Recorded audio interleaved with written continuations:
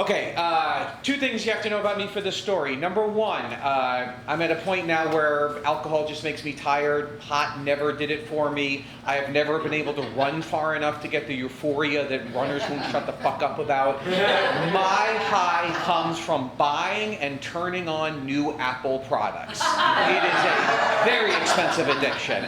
But there is a euphoria that I get. It's hope and possibility and newness and quiet. When I see that thin black word hello on the screen, it is just better than anything else in the world. Second fact, I love my job. I'm very good at my job. I am dogged. I am determined. I am the get it done guy. And I love the company I'm at. I like the people I work for. They like me. I bring these two facts up because in the fall of 2017, these two weird facts collided in one night. That was the fall that, of course you all remember, the iPhone X was released. It was a flagship redesign. It was a huge deal. And it was also the first iPhone that cost $1,000. I did not have $1,000 lying around. I was still rocking an iPhone 6 because iPhones had gotten so expensive. But I had just gotten a huge promotion at work, and I decided to ask my boss if the company would buy me the iPhone X on their account because I use it for work. And he said, sure. Oh my God. Pre-sale begins. 2 days later, I get the CFO of the company, Phyllis, to personally order me an iPhone X on a Verizon account using the company credit card. She's taking time to do it herself. She gets the iPhone, puts it in the cart. The phones go on sale November 7th, and the date of delivery of the phone in the cart, because we took us 2 days, was like December 13th. Whoa, whoa, whoa, whoa. She says, we good? And of course the right answer is, yes, we are. But here's the thing about my addiction. The level of dopamine that I get from turning on a new gadget decreases the longer it's been out in the world and other people also have the gadget. So I need that 10 on the day to get the greatest spike of adrenaline. So I calmly explained to Phyllis, no, let's stop. I happen to know that despite the phones being sold at every year, Apple releases like 6 or 7 phones to each Verizon store that you can buy the day of, and half of them go on sale midnight that night. So if I just have the company credit card, I can order it for myself. And she looks at me and says, you do you. And I'm like, it's not going to be a problem at all. You just need to make me an authorized user on the account. You have to give me the password. You have to give me the company credit card. I need to know the billing address and the security number. It will not be a problem. So it goes on sale November 7th, 9 a.m. November 6th, my wife is going to sleep. I'm excited. I'm set everything up. I've already bought something with the credit card. I'm like, and my wife weirdly says, just don't do anything that makes them regret this decision, which is ridiculous. I don't know whatever. Midnight, I'm on. There's no iPhones. Reload. I'm reloading. 10 minutes later, boom, there are 3 iPhones for sale at the Sherman Oaks Verizon store that morning. You can purchase right now. And I'm like a machine. Put it in my cart. Got the company credit card. Submit. Declined. Problem with the information. What's wrong with the information? I do the credit card number again. Declined. Okay, check the mailing address, declined. It occurs to me that on the Verizon website, for some reason in the credit card information, there was no field for your name. It was just pulling the name of your account, which makes sense, except my name is Rich Tackenberg and the name on the card is Phyllis, our CFO. So this is obviously the point where you should just stop and go, well, we tried, it didn't work, better luck next time. Because that's what quitters say. I'm the get-it-done guy. I'm getting that hello. So I do the logical thing. I try to log onto the account as Phyllis, and because I start guessing passwords, because we always kind of the same passwords, and it's well, that one's wrong. Okay, I'm going to try the one for our subscription. That one's wrong. And okay, now I'm locked out of the account. Okay, so that wasn't great. So let me log back in as me. I do the natural thing on my account. I'm an authorized user, but I'm just going to change the name of my account to Phyllis. That should work. That doesn't work. I figure out that I can disable Phyllis' account and make myself the primary account. That doesn't work. I delete Phyllis's account. That doesn't work. Now, there's only 2 minutes left before the cart's in my night, and I have no other choice. Also, I should mention at this point in my life, we had decided not to have credit cards. I only had a debit card, which has been totally fine. It actually has made us make very rational, sane decisions.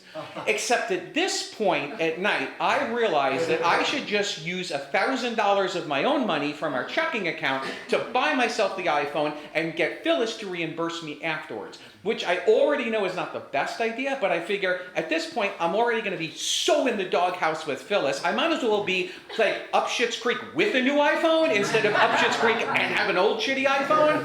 So I put my credit card, my debit card information in, hit submit, and it says success. Congratulations, Phyllis. Shit, I have not changed the name of my account back to Rich Tackenberg. Sure enough, I get an email that says, your order is pending. There's an issue with the order. Call customer service. Great.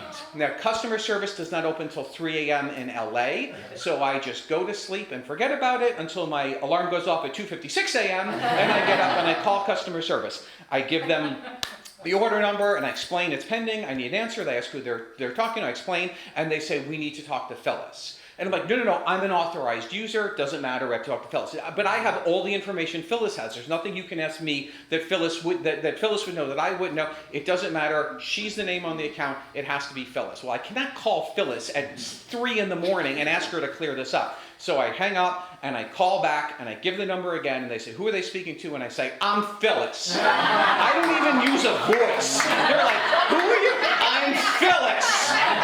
Okay, Phyllis. Well, we look it up. Oh, okay, here's the information. The order's pending.